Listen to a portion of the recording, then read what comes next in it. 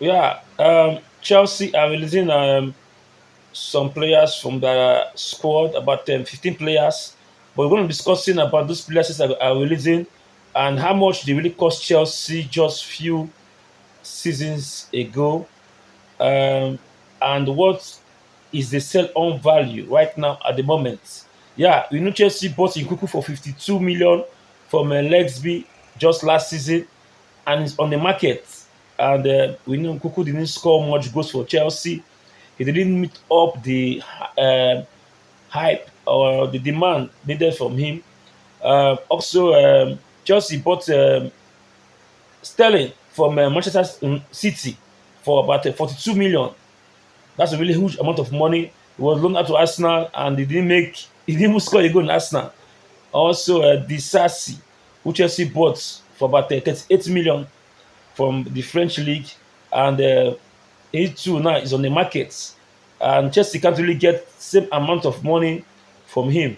Also, just behold that Chelsea bought from Leicester City for Fana, Chelsea bought from Leicester City 70 million, and the list keeps going on and on like that. And the 15 players Chelsea are putting on the market, we know they're not really cheap players. They are really expensive players. But just one season, Chukwemeka, Ugochukwu, the list keeps going on and on. Chukwemeka was bought from Aston Villa, 20 million pounds. Ugochukwu was bought from Rennes, 25 million pounds. Those are not really cheap money, and those are really huge amount of transfer fees. And just after a season, you bought those players without playing them, and you put them up in the market.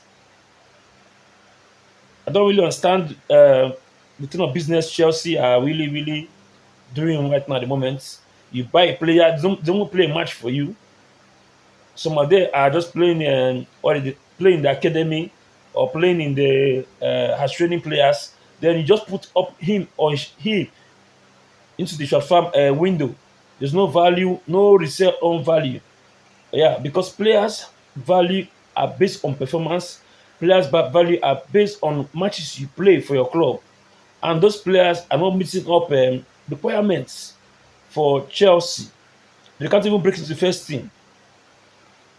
Yeah, and just within a year or after a season, they're being put on back to the market. Yeah, someone like Sterling now, Sterling can't really go on, or no club can buy Sterling more than £5 million, and it was bought for 42 million pounds.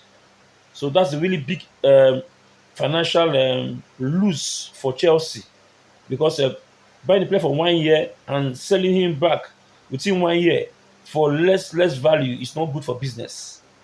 It's not good for business. So I will advise Chelsea technical advisor to really go for players you need, not for players you just hear this player is good, you go there, rush, you pay, and next season is on the market.